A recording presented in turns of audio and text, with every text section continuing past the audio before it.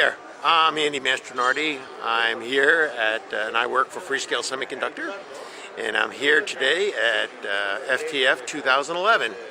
And I want to tell you a little bit about our university programs and what we do at Freescale to support education and support students around the globe. Okay, my charter is global, so we have I have a team that's in all different countries, from China and India through Europe, Latin America, and so on and so forth.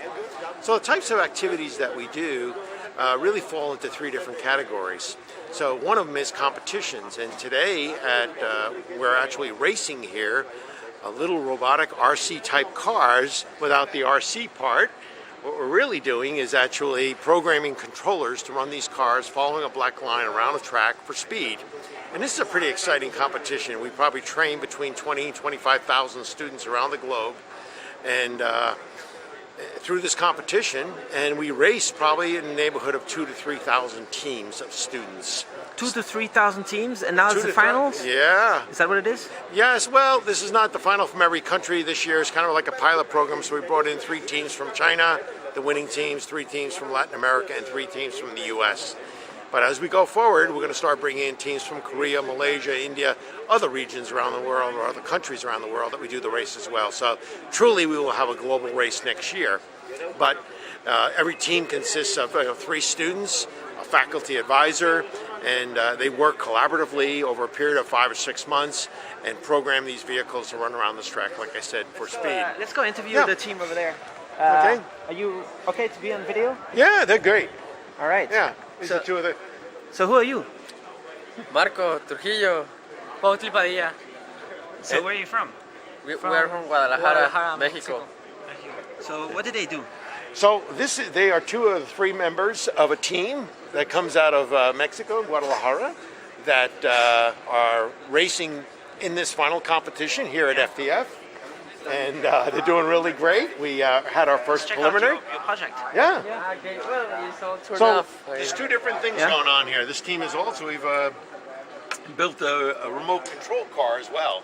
So they actually took the chassis of their race car and they built another car that's actually controlled remotely. For the race. Here's the racing one. All right. So how do you make this? How long time did it take, or how do you do it? We have been working on this project the last 3 months. So we did both in the 2 months, but we have worked before in a summer program. An internship. On an internship. So they get the chassis, a standard chassis, and they actually add the board to it. They add a camera to it. They add sensors to it. All the things that it would take to run this car around the track, and they build that. Then they program it to not only run the controller, but interface all the other peripherals into the chip. So this is high, very advanced programming. It's real programming. Yes, yes.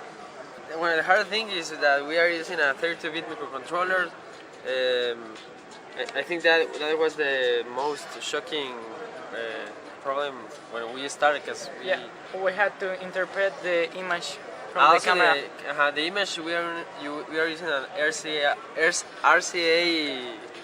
camera. Oh, sorry. I'm stuck here. It's a standard camera. So this is like an NTSC signal or something? Yeah, like that? exactly. You can plug even here. And you actually process the image? Yes, you can plug it to your TV and you It sends it back to the controller. Yeah. Cool. So, all right, so you're going to race it again sooner, later? Yeah. About an hour. Later, so we'll be back to check more when it runs, actually. Okay. Sure. Cool. And so what other things are going on over here? Over there we have a project, e-health. We can go over there, and then we can come back over here. There's another project here. In the meantime, maybe a couple of your other team will be here to talk about your project. Yeah, we'll be back. One of the classes that lasts Okay. 6. We'll be back. Okay, we'll be back later. Yeah. And what's over there? Those are all students over there for the Freescale Cup. So those are teams from China, teams from Mexico, teams from the US. They're all standing around and anxious to get going. And then this group over here, these 3 students, are actually a student project team from Rochester Institute of Technology. So hello. How are this you? is Daniel Hi, Liu. guys. This is Oh, Daniel Chung. It's This actually, is- sorry, What? Daniel Chung right here. Sorry. Oh, I am sorry. I got it backwards. Sorry. It's okay. Yeah. I'm So- Daniel Liu, and I'm Sam Skalicki. All right. So where's your project? So our project is over here. Yeah. So what we're using is the K60 Tower System from Freescale. So you can see we got an LCD here, and we got a little heartbeat monitor. So we're transmitting this data wirelessly to our base station, and then that goes to the internet, and then this goes to your Android phone. So you can view your medical data from anywhere. He's loading it up. All right. So it's gonna load there. Yeah, So you use the tower system. we did. How do you choose your project? How do you do that? So we were doing this e-health for a long time, and then Freescale came to us with this device, and they said, "What can you do with it?" And we had all these great ideas we wanted to add to our system. So it was a great way for us to add new things and utilize their new hardware. Was it hard to use? No, this is actually, if you look at the board, it's all through-hole solder. So we started this project 3 or 4 weeks ago, and that's There. what you get now. So very easy. So there Cool. you can see the heartbeat on the Android display, Nice. and this module is completely wireless. So are you a PhD student? What are you? So I am a PhD student. I just Yeah? finished my first year. First year. Yes. So what are you gonna do later? I'm doing reconfigurable computing research. So FPGAs, adding that to CPUs and changing the hardware. Cool. What are you And doing? I will be starting my PhD next year at UC Berkeley in the bioengineering department. Cool. And I'm doing the BSMS program. All right. So you using the what's called the Kinetis system? There's an ARM chip in there. Yep. ARM M4. Cortex M4. So what you're seeing on the top two are actually the two sensor boards, and the actual microprocessor board is in the middle. The red one. Cool. Thanks. Thanks a lot. Yep. So may I ask? So what does it involve for Freescale to work with universities all over the world? Well, it's dependent on different universities, obviously, but we work with all different classes and levels, everything from technical schools all the way up to major universities, research centers. So there's different activities at different schools. So at RIT, this is one of our schools here in the U.S. that we have a very solid relationship with. We've installed a Freescale teaching laboratory there. We sponsor many projects. We work with them on different levels. I'm a part of their advisory board, so I'm very engrossed in what they do at the university and helping to accomplish their goals for educating their students to make sure that they're ready and prepped to go into business space. So that's one of the universities. And then we do things, we not only that, we have the labs, as I mentioned. We put our tools in many, many classrooms throughout the globe. We have training centers where we train faculty in conjunction with industry, so we build up synergies between the faculty, students, and industry. So there are many, many different activities, but anything basically that touches education is an effort through Freescale that we are very much support and believe in, and we invest quite a bit in it.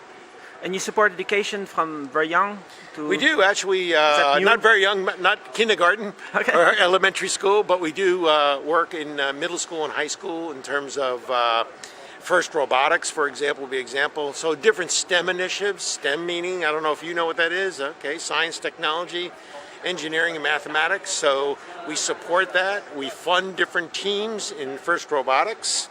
We offer mentorship in those teams. So yes, the answer to your question is we do things from probably middle school, high school, all the way up through major universities, graduate schools, doctorate students, and faculty. What are they going to win? The winners in these the cup here. It's They'll a big win. prize. Well, Do they get a well, big, one of their prizes is getting the opportunity to come into Freescale's FTF. So some of these kids coming from China, this is their first time on an airplane, first time to the United States. So it's a pretty big prize for them just in the onset. But I think what we're going to be providing them is probably the winners. Whoever the winners are will receive actually cash.